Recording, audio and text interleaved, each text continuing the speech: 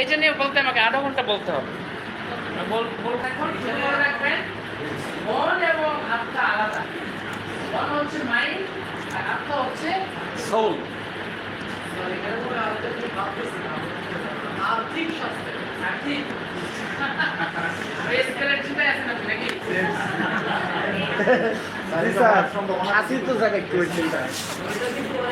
ওই চিন্তাটা থেকে আপনি কিভাবে মুক্ত থাকবেন এই ম্যাজিকটা আজকে আমি শিখাবো। কোন চিন্তায় আপনাকে টাচ করতে পারবে না। আমাদের সময়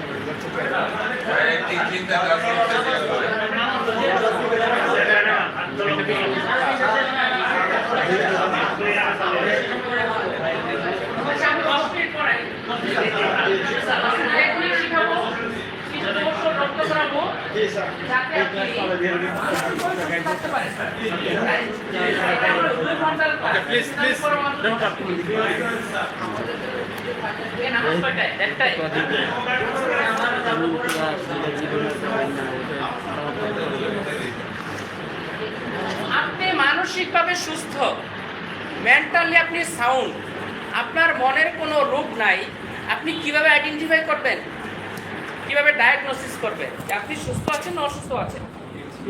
দুইটা ক্রাইটেরিয়া মনে রাখবেন।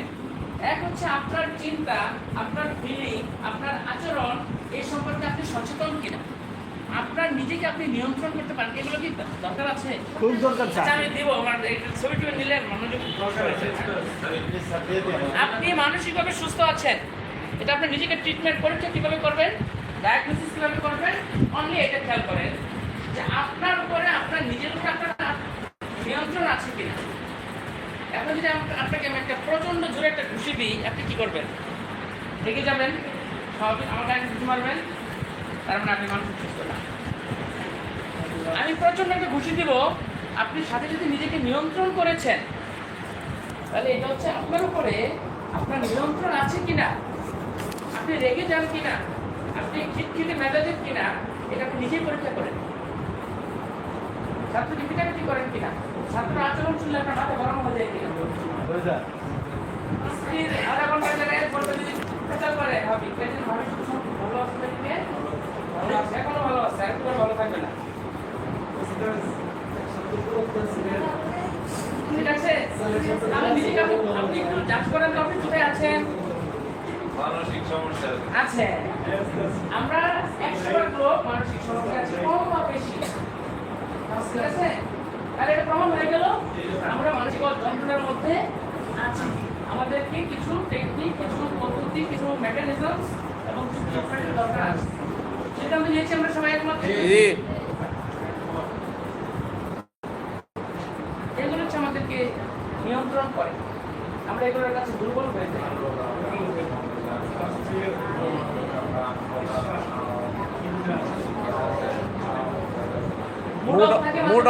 মুড অফ হয়ে গেছে, মুড সুইং করে মাঝে মাঝে, ভালো লাগে ভালো লাগে না, সাঁতার কাটে, ভালো লাগছে তার কথা একটু করে বিরক্তি লাগছে, তাহলে আপনার মুড সুইং করছে, এখানে কাজ করলাম। কেন মন খারাপ হচ্ছে, কেন মন ভালো লাগছে, কেন আপনি হাসছেন, কেন আপনি কাঁদছেন, কেন আপনি বিরক্ত হচ্ছেন,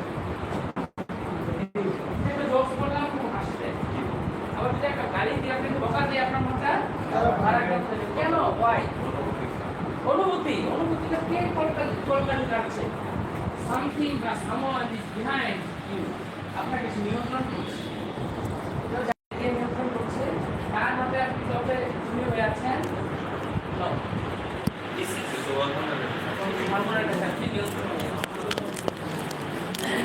ব্রেইনের একটা অংশ আছে হাইপোথ্যালামাস। এই হাইপোথ্যালামাস থেকে 3টা হরমোন নিঃসরণ হয়। একটা নাম হচ্ছে ডোপামিন, একটা হচ্ছে সেরোটোনিন, একটা হচ্ছে কর্টিসল। এই প্রথম 2টা হরমোন হচ্ছে কাঙ্ক্ষিত।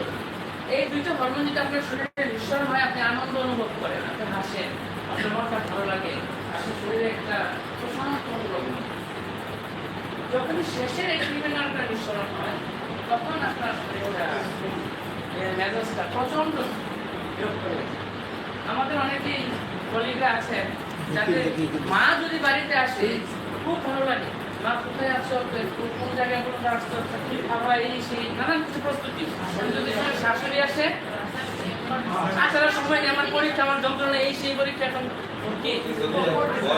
ইচ্ছা করে করছে, আপনাদের ধারণা যে বাপের বাড়ির লোক থেকে মন ভালো হয়, শ্বশুর বাড়ির লোক থেকে বিরক্ত হয়, এই লোক ভালো না। আসলে এর জন্য সে দায়ী না, দায়ী হচ্ছে সে। যে তার পছন্দের লোক, তার উপস্থিতি পেলেই সে হচ্ছে এই দুটো হরমোন তার শরীরে নিঃসরণ হয়। আর যে তার পছন্দের লোক না, লিস্টেড ব্ল্যাক লিস্টেড লোক, সে সামনে আসলে হচ্ছে এই হরমোনটা তার নিঃসরণ হয় এবং তার মেসেজ গরম হয়ে যায়। এখন প্রশ্ন কি? বাঁচার উপায় না? বাঁচার উপায়? নিয়ন্ত্রণের উপায়। প্রশ্ন হচ্ছে এই দুইটা হরমোনকে কিভাবে বাড়ানো যায় আর এটাকে কিভাবে কমানো যায়? পদ্ধতিটা শিখতে চান? জি স্যার। সত্যি নাকি না? কিছু পদ্ধতি আসলে আছে। 5 মিনিট সময় আছে। হ্যাঁ, মলম ট্যাবলেট দিব না দুটা।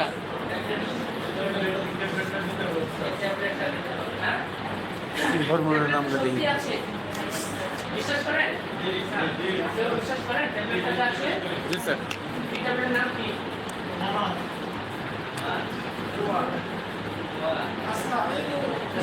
Meditation sir, meditation. এই সমস্ত কিছু একটা প্যাকেজে নিয়ে আসা যায় না? প্যাকেজটা কি? দেখেন অনেক ধরনের মনের রোগ আছে। এই যে প্রথমে মনটা ভারাক্রান্ত হলো, মনটা বিষণ্ণ হলো, মনটা খারাপ লাগলো, খেয়াল করছেন কথাগুলো? জি।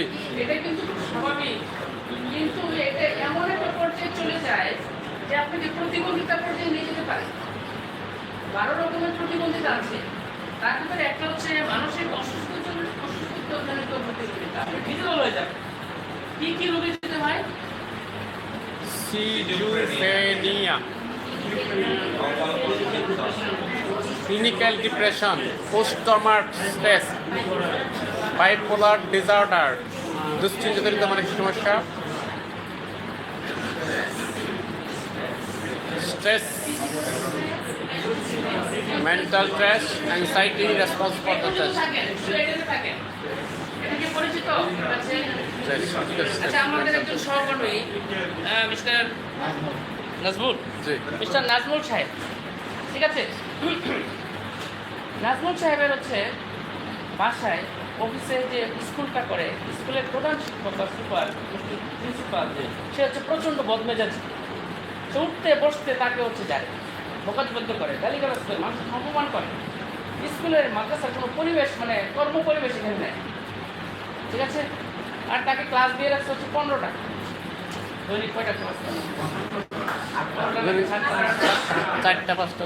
4টা 5টা তো করায়, আরো প্রক্সি দিতে হয়, অমুক নাই তমুক নাই, এই করতে করতে হ্যাঁ, দুপুরে হচ্ছে খাইতে পারে না, প্রতিদিন হচ্ছে চা সিঙ্গারা খাইতে হয়, খাবার খাই। এখন রাতে গিয়ে হচ্ছে বাসায় তার মিসেস হচ্ছে আবার প্রচণ্ড রক্তটা, ওইখানে অবসান। আর আল্লাহ না করে একটা বাচ্চা হচ্ছে প্রতিবন্ধী, সারা রাত তাকে সজাগ রাখে। আর হচ্ছে মা অসুস্থ, তাকে অর্ধেক জন্য সেবা করতে হয়। এখন এই লোকটা কি পরিমাণ স্ট্রেসে আছে, তার কতটুকু শারীরিক পরিশ্রম যাচ্ছে, ততটুকু বিশ্রাম সে কি করতে পারছে? তাহলে সে ফিজিক্যাল স্ট্রেসে আছে।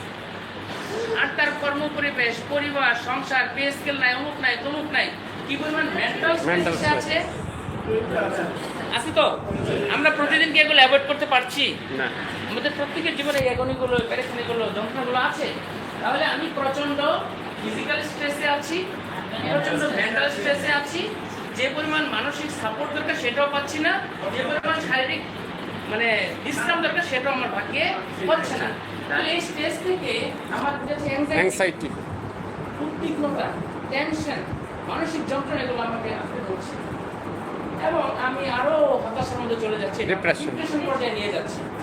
এবং ডিপ্রেশন থেকে আমাকে আরো গভীর একেবারে রোগের মধ্যে ফেলেছে ক্লিনিক্যাল ডিপ্রেশন। এগুলো সিমটমটা কিভাবে বুঝবে?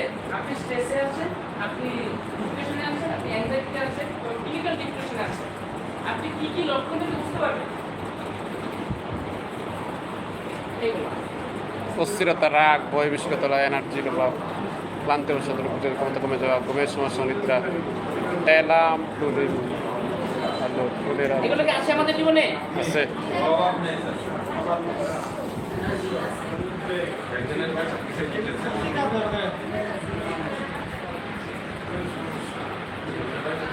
খিটখিটে মেজাজ, কর্মকাণ্ডে আগ্রহ অভাব, জ্বালা করা, শ্বাসকষ্ট, মাথা ব্যথা, পেটের সমস্যা, অরুচি, গ্যাস্ট্রিক, ব্রেন, স্টোমাক সিগন্যাল। এইটার সাথে অরুচি আর গ্যাস্ট্রিকের সাথে স্ট্রেসের কি রিলেশন? আমি বলছিলাম না যে ওনার পেটের সমস্যা কেন? অরুচি হচ্ছে, গ্যাস্ট্রিক হচ্ছে, খাবার হজম হচ্ছে না, আপনি একটা সকাল বিকাল দুটো লসিটির ট্যাবলেট খেয়ে শরীরটা খুব আরাম করছে, right?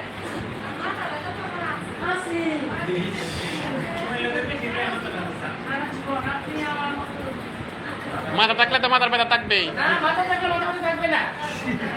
You have to be free from stress. আচ্ছা, প্রশ্ন হলো যেটা বলছিলাম যে অরুচি, গ্যাস্ট্রিক এটার সাথে স্ট্রেসের কি সম্পর্ক? মনে করে খাওয়া দাওয়া মানছে না, মনে করে খাবার হজম হয় না, ঘুম হয় না, এই যে নানান কিছু আছে। সম্পর্কটা কি? আসলে সম্পর্ক আছে কিনা? হরমোনের কি সমস্যা? হরমোন নিশ্চিত হয় না, তাহলে এটার কারণে স্যার বলছি এটা হলো আপনি যখন কোনো খাবার খাবেন, খাবার ধরবেন, দেখবেন, গান দিবেন, চিন্তা করবেন, এটা মস্তিষ্ক হচ্ছে রিসিভ করবে এই মেসেজটা। Yes, very right. যখনই আপনি মাংস খাবেন, মাছ খাবেন, এটা তো পেট চিনে না, মাছ মাংস ব্রেন চিনে, চোখের মাধ্যমে ব্রেনের সিগন্যালটা গিয়েছে। ব্রেন স্টমাককে বলবে যে তোমার পেটের ভিতরে এখন প্রোটিন জাতীয় খাবার আসছে, মাছ মাংস আসছে, গেট রেডি। সে হচ্ছে প্রোটিয়েস এনজাইমটা রেডি করে বসে থাকে। যে কোনো খাবারই আপনি খাবেন, ওই খাবারটার জন্য, হজম করার জন্য যা দরকার, ব্রেন থেকে সিগন্যালটা স্টমাকে যাবে, সিগন্যাল স্টমাক হচ্ছে রেডি হবে। এখন খুব সহজে হবে। এই ব্রেন স্টমাক সিগন্যালিং সিস্টেমটা ডিসরাপ্ট হয়ে যায়, নষ্ট হয়ে যায় যখন আপনি স্ট্রেসে থাকেন।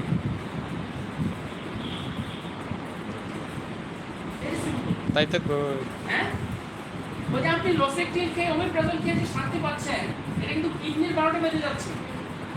যত ওষুধ খাচ্ছেন, প্রত্যেক ওষুধ কিডনিতে পাস হয়, শরীরের বাইরে যায়। কিডনি কারণে ড্যামেজ কেন হচ্ছে? আপনি ওষুধ অ্যাভয়েড করেন। ওষুধ অ্যাভয়েড করে আপনি গ্যাস্ট্রিকের দিকে যাবেন না, আপনি হচ্ছে মানসিক স্ট্রেস ফ্রি থাকেন। স্ট্রেস থাকলে কি করতে হবে? ওই যে হরমোন কি কোনটা দিলে হরমোন বাড়াইতে হবে, কোনটা কমাইতে হবে? ডোপামিন এবং কর্টিসল, সেরোটোনিন আপনাকে বাড়াইতে হবে।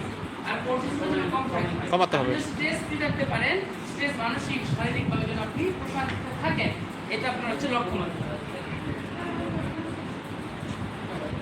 আমাকে তো প্রচুর জিনিস আচ্ছা, একটা উদাহরণ দিই।